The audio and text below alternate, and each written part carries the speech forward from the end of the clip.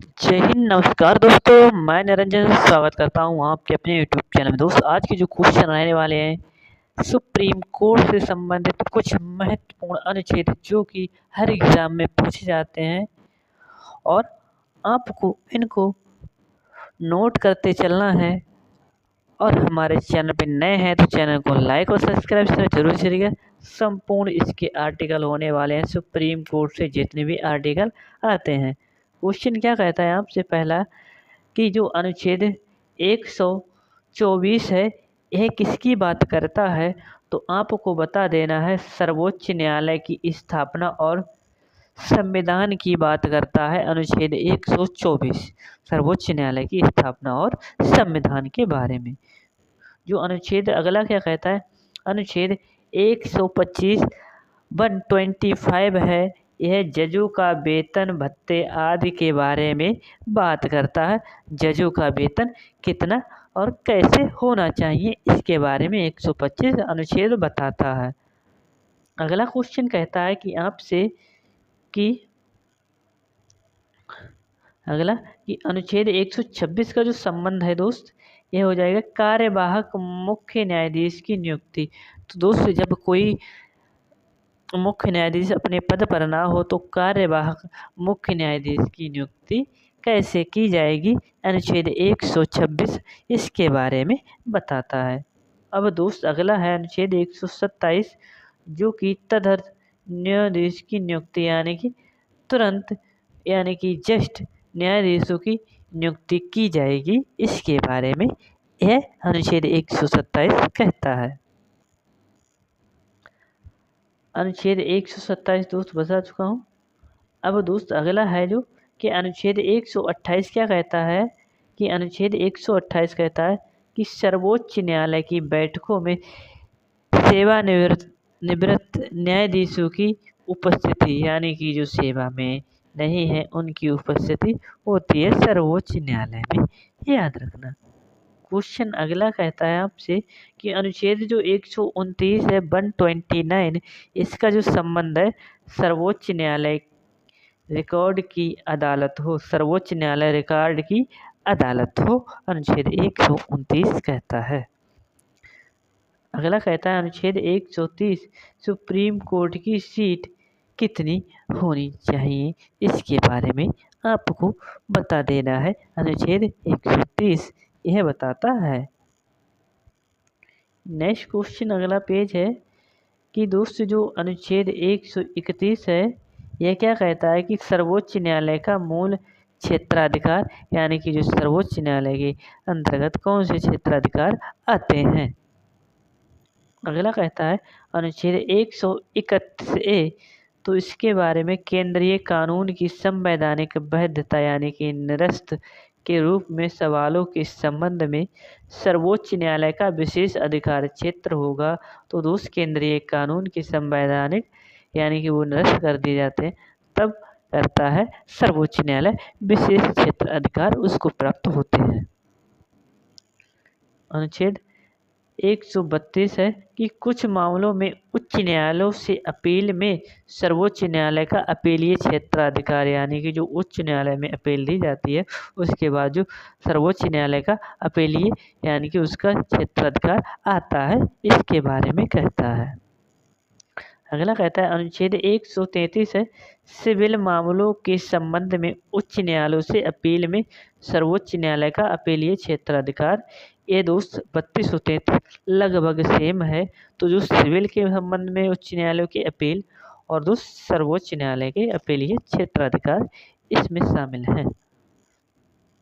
अगला पेज है ये कहता है अनुच्छेद 134 एक अनुच्छेद 134 ए सुप्रीम कोर्ट में अपील के लिए प्रमाण पत्र। तो दोस्तों आप जब सुप्रीम कोर्ट में अपील करेंगे उसके लिए प्रमाण पत्र की आवश्यकता होती है यानी उसके प्रमाण की आवश्यकता होगी।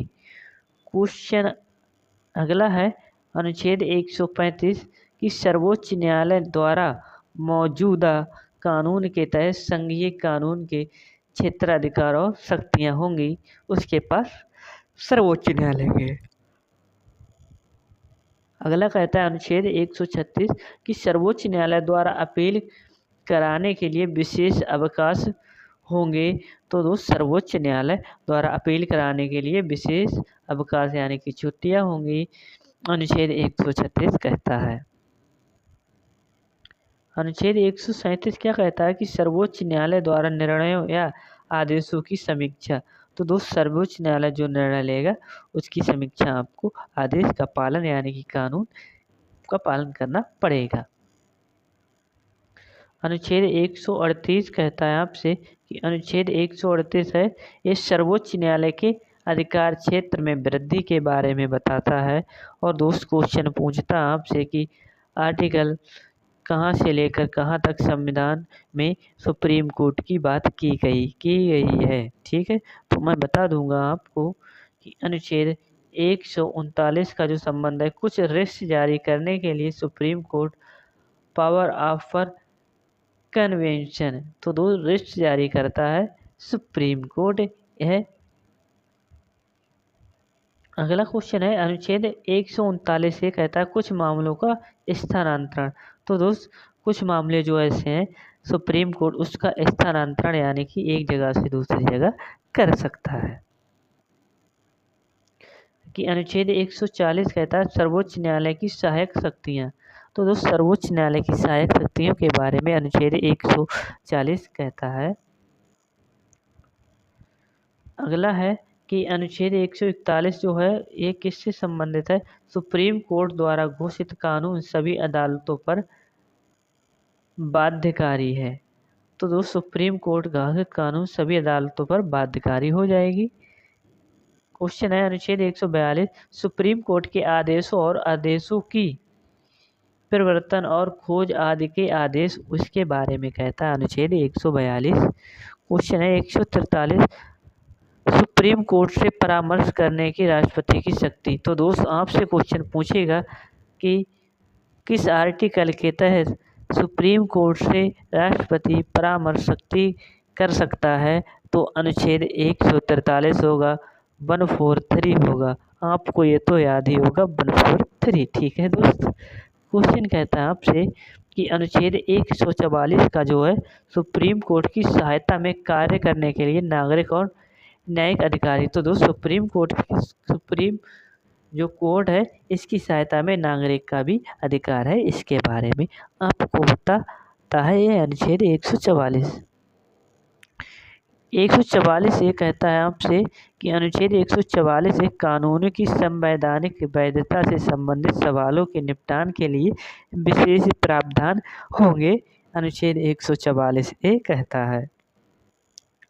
अगला कहता है अनुच्छेद 145 की अदालत के निर्णय आदि और नियम, इसके निर्णय या नियम बात एक ही होता है। तो दोस्त 145 अदालत के नियम।